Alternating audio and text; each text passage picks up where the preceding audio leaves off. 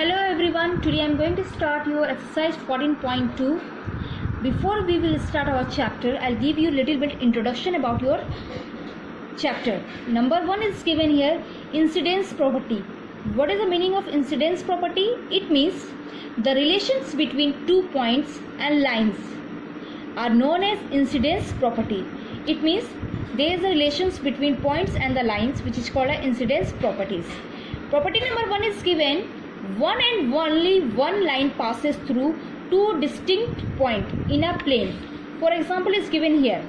This is given A point, this is given B point.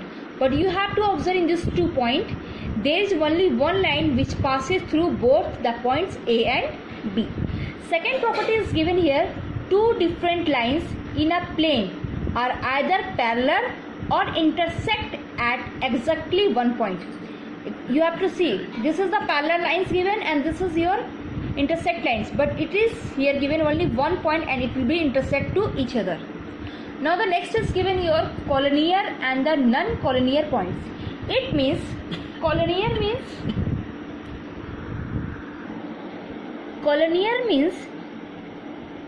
three or more points are known as collinear points. It means, see, this is the line given. Okay, in this line you have to observe there are 3 or more points are given.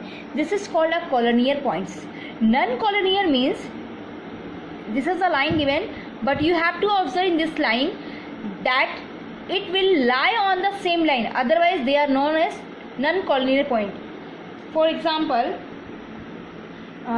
the points which do not lie on the same line. This is a point, and one point you have to observe here, it is not lie on the same line. This is called non-collinear points. Now the next one is given here, concurrent and the non-concurrent lines. It means 2 or more lines are said to be concurrent if they pass through a common point. This is a common point, okay, and they will intersect at that point. This is called a concurrent lines. And non-concurrent line means if 2 or more lines do not intersect. See, look at this picture. If 2 or more lines do not intersect at a common point, then they are called non-concurrent lines. Understood? Now move to our exercise 14.2. Question number 1 is given, write true or false. According to your introduction, you have to find out your answer. A number is given, infinite numbers of line can be drawn passes through a point. It should be true. Next is given, 2 lines can be drawn passing through 2 distinct points. No, it is impossible. 2 different lines are either parallel or intersect at a single point. Yes, definitely. D number, concurrent lines always meet at a single point. Yes, this is the example given in your book.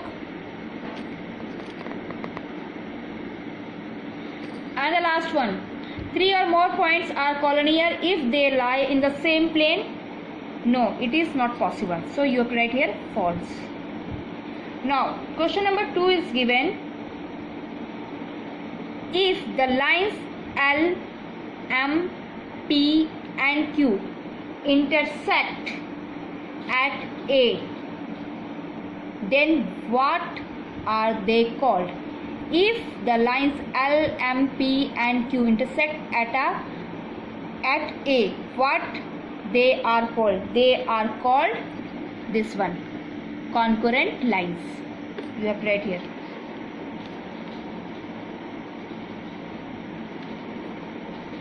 Understood? Now, question number 3. If given 2 points A and B, how many lines can be drawn passing through? Third question number A is given. Question number A given point A. Suppose here I given point A and point B. Okay, this 2 point I given. A number is given, you have to point A, and B number is given point B. So first of all we have to find out how many lines can be drawn passing through A.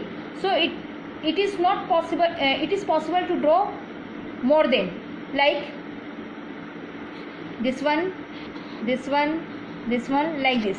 So it's called an infinite lines. Same here, B number also.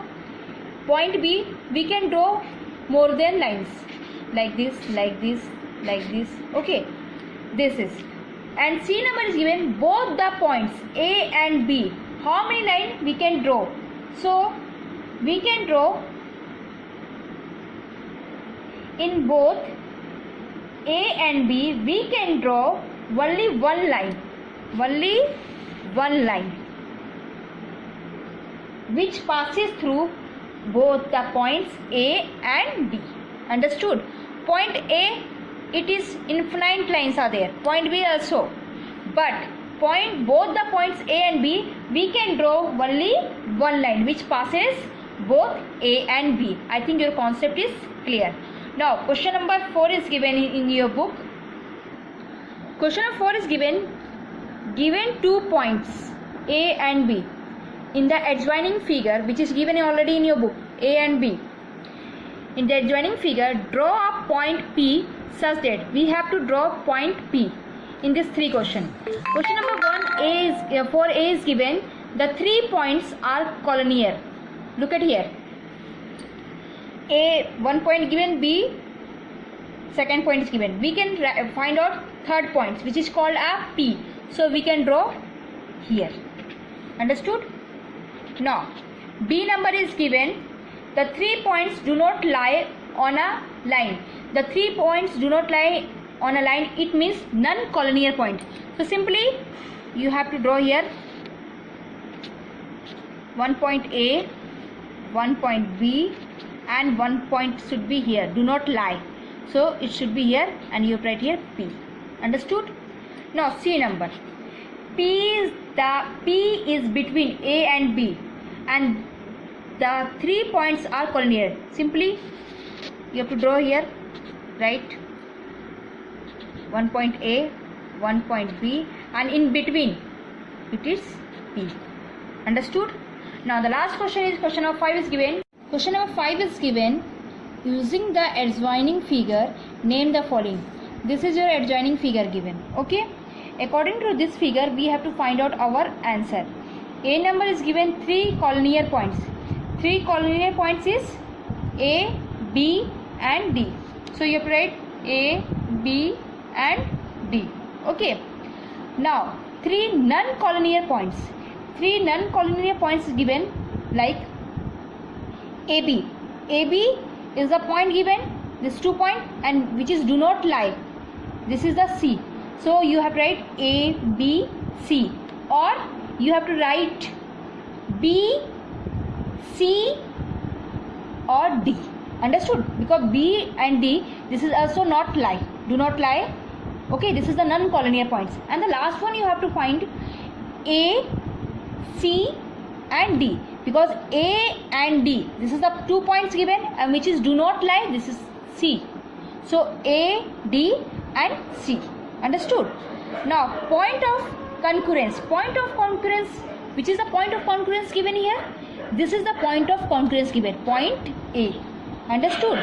So in this class 14.2 is your completed, and you have to complete in your textbook. Next class we will start our new chapter. Thank you.